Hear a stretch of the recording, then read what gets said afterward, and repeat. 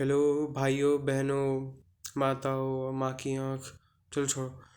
आज की पांचवी वीडियो में आप सभी का दोबारा से, सॉरी, हाँ, पांचवी बार स्वागत है। और आज की वीडियो में हम बात करने वाले हैं fifth type of asexual reproduction, जो कि है वेजिटेटिव रिप्रोडक्शन। पर वेजिटेटिव रिप्रोडक्शन में कोई भी एनिमल इन्वॉल्व नहीं होता।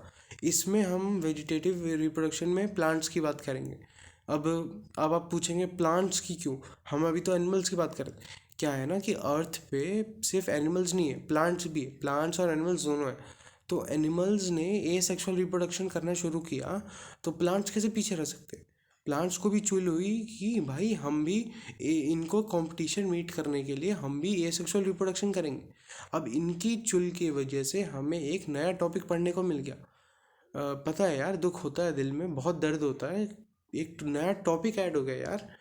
पर क्या करें, पढ़ना तो है। तो चलो, तुम्हारा भाई हेल्प करेगा इसमें। बिल्कुल इतना इजी समझा देगा कि भाई तुम कैमरे से निकल के मेरे को गले मिलने आओगे। तो स्टार्ट करते हैं।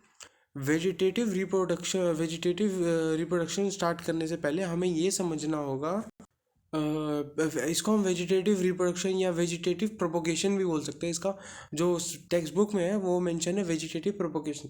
तो वेजिटेटिव प्रोपोगेशन में समझने से पहले हमें ये समझना होगा कि प्लांट बनते कैसे हैं।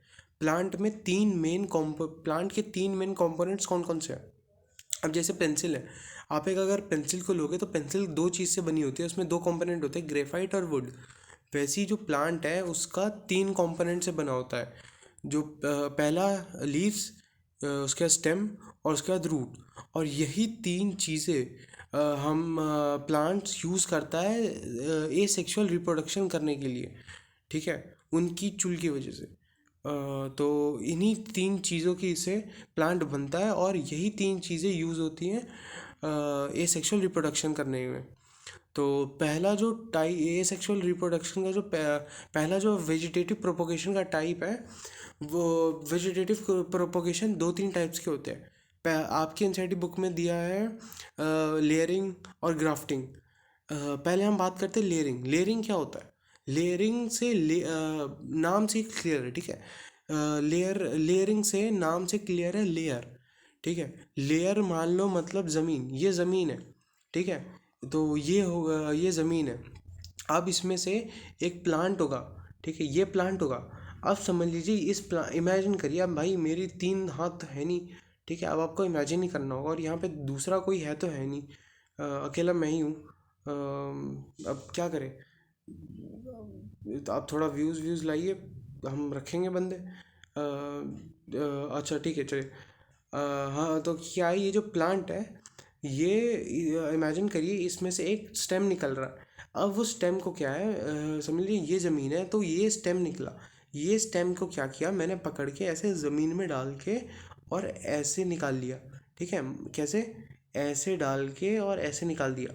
तो ये जो नीचे है ये ऐसे बन जाएगा, कुछ ऐसा। आप टेक्स्ट बुक में डायग्राम देख सकते हैं, उसमें दिया हुआ है। तो नीचे जो ज़मीन के अंदर जो शेप बनेगा वो यू टाइप बनेगा प्लांट का, ऐसे।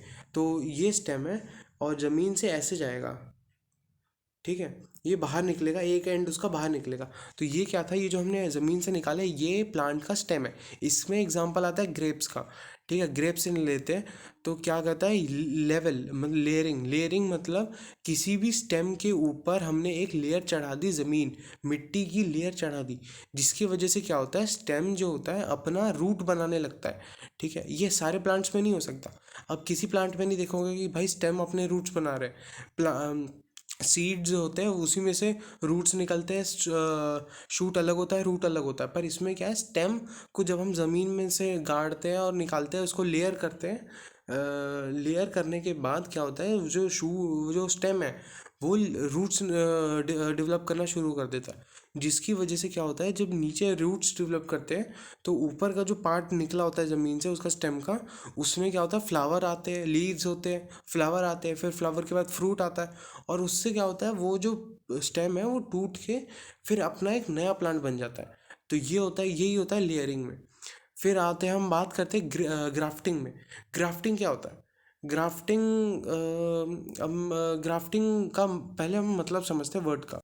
तो ग्राफ्टिंग का जो मतलब होता है इंसर्ट करना, मतलब अगर आपने लैपटॉप में पेन ड्राइव इंसर्ट करी तो उसको हम कह सकते हैं ग्राफ्टिंग।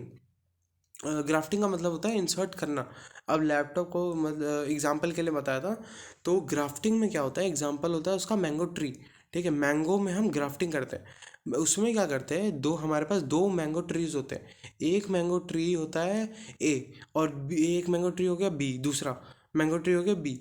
ए में क्या है, ए में मैंगो ट्री में कुछ कैरेक्टरिस्टिक बढ़िया है। मतलब ए मैंगो ट्री में हम जो मैंगो का कलर है वो बहुत पीला है, और बी वाला जो मैंगो ट्री है उस वो बहुत मीठा है उसका आम। तो ए वाला तो मीठा नहीं है, ए वाला खट्टा है, पर उसका आम जो कलर है वो येलो है। और इसका क्या है, कलर थोड़ा वो डल है पर मीठा बहुत है। पर हमें क्या है, हमें एक पेड़ चाहिए जो ये दोनों कैरेक्टरिस्टिक दिखाए, मतलब हमें पीला आम भी और मीठा एक ही साथ एक ही पेड़ पे मिले। ऐसा करने के लिए हमारे कुछ साइंटिस्ट ने दिमाग लगा के एक नया टॉपिक जोड़ दिया साइंस में, ग्राफ्टिंग।